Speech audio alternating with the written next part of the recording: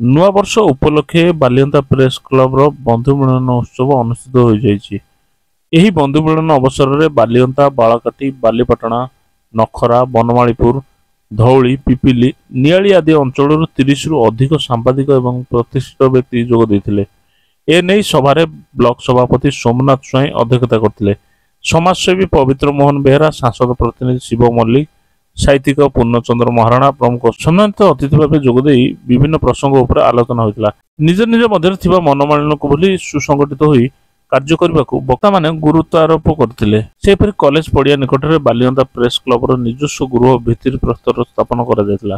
ଅନ୍ୟମାନଙ୍କ ମଧ୍ୟରେ ନିରଞ୍ଜନ ସେନାପତି, ମନୋଜ ମଣ୍ଡଳ, ବଟକୃଷ୍ଣ ମହାପାତ୍ର, ଭଗବାନ ନାୟକ, ନବକିଶୋର ନାୟକ, ନିଶିକାନ୍ତ ପଣ୍ଡା, ବାଲିପାଟଣା ପ୍ରେସ କ୍ଲବ ସଭାପତି ଦିଲ୍ଲୀପ ଓଝା, ରମେଶ ରଥ, ଶ୍ରୀପତି ବିଶ୍ୱାଳ, କଟକ ସଦର ପ୍ରେସ କ୍ଲବ ସଭାପତି ସୁରେନ୍ଦ୍ର ମହାପାତ୍ର, ପ୍ରତାପ କେଶରୀ ପାତ୍ର, ଚିନ୍ମୟ ମହାରଣା, ଅମିତ ପରିଜା, ଗଗନ ଭୋଇ, ବଦ୍ରିନାରାୟଣ ମହାପାତ୍ର, ସତ୍ୟବ୍ରତ ଦାସ, ରବିନାରାୟଣ ସାହୁ, ସନ୍ତୋଷ ଚିନାରା, ପ୍ରକାଶ ବାରିକ ସମେତ ବହୁ ଗଣମାଧ୍ୟମ ପ୍ରତିନିଧି ଉପସ୍ଥିତ ଥିଲେ।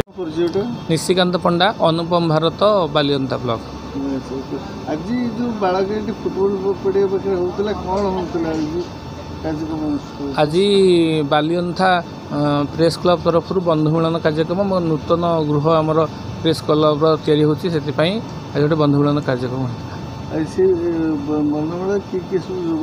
ଆମ ବାଲିଅନ୍ତା, ବାଲିପାଟଣା, ପାହାଳ, ଧଉଳି, ନିମାପଡ଼ା ପ୍ରମୁଖ ଅଞ୍ଚଳର ସବୁ ପ୍ରମୁଖ ସାମ୍ବାଦିକମାନେ ଉପସ୍ଥିତ ଥିଲେ। 30ରୁ 35 ପାଖାପାଖି ସାମ୍ବାଦିକ ଆମର ଉପସ୍ଥିତ ଥିଲେ। ଆମର ଏଠି ନୂତନ ପ୍ରେସ୍ ଗୃହ ନିର୍ମାଣ ହେବା ପାଇଁ କଥାବାର୍ତ୍ତା ସବୁ ଚାଲିଥିଲା ଏବଂ ଆମ ପରସ୍ପର ଭିତରେ ମତାନ୍ତରକୁ ଦୂର କରି ଅଞ୍ଚଳର ବିକାଶ ପାଇଁ ଏବଂ ଲୋକମାନଙ୍କର ସମସ୍ୟାକୁ ସରକାରଙ୍କ ପାଖରେ ବା ପ୍ରଶାସନ ପାଖରେ ପହଞ୍ଚାଇବା ଗଣମାଧ୍ୟମର ଗୋଟିଏ ଦାୟିତ୍ୱ, ଏସବୁ ବିଷୟରେ ଆଲୋଚନା ହୋଇଥିଲା। ନିରଞ୍ଜନ ସେନାପତି, ଆଜି ନୂତନ ବର୍ଷ ଅବସରରେ ବାଲିଅନ୍ତା ପ୍ରେସ୍ କ୍ଲବ ପକ୍ଷରୁ ଏକ ବନ୍ଧୁ ମିଳନ ଉତ୍ସବ ଏବଂ ନୂତନ ବାଲିଅନ୍ତା ପ୍ରେସ୍ କ୍ଲବର ନିଜସ୍ୱ ଗୃହର ନୂତନ ଭିତ୍ତିପ୍ରସ୍ତର ଉତ୍ସବ ଅନୁଷ୍ଠିତ ହେଉଥିଲା। ଏହି ପରିପ୍ରେକ୍ଷୀରେ ବାଲିଅନ୍ତା, ବାଲିପାଟଣା, ପିପିଲି, ନଖରା, ନିଆଳି, ନିମାପଡ଼ା, କଟକ ସଦର ଆଦି ଅଞ୍ଚଳର ବହୁ ବରିଷ୍ଠ ସାମ୍ବାଦିକ ବନ୍ଧୁ ଯୋଗ ଦେଇଥିଲେ। ଏହି ପରିପ୍ରେକ୍ଷୀରେ ବିଭିନ୍ନ ପ୍ରସଙ୍ଗ ଉପରେ ଆଲୋଚନା ହୋଇଥିଲା।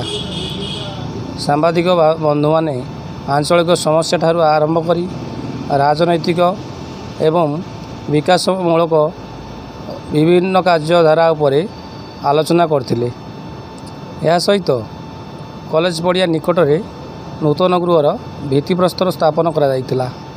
ଏହି ପରିପ୍ରେକ୍ଷୀରେ ଆମର ସ୍ଥାନୀୟ ସରପଞ୍ଚ, ସାହିତ୍ୟିକ, ବହୁ ପ୍ରତିଷ୍ଠିତ ବ୍ୟକ୍ତିବିଶେଷ ଏବଂ